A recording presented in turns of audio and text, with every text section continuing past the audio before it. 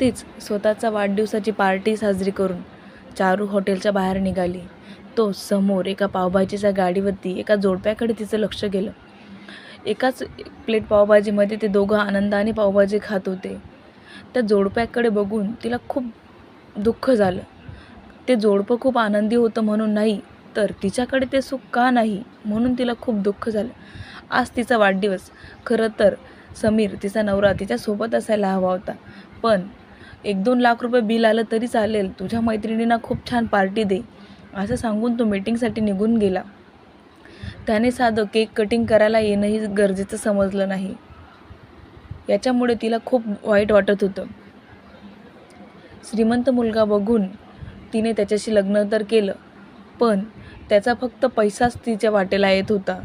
तो नाही ना त्याचा वेळ तिला मिळत होता. कधीतरी पैशांपेक्षा आपल्या आवडत्या व्यक्तीचा वेळ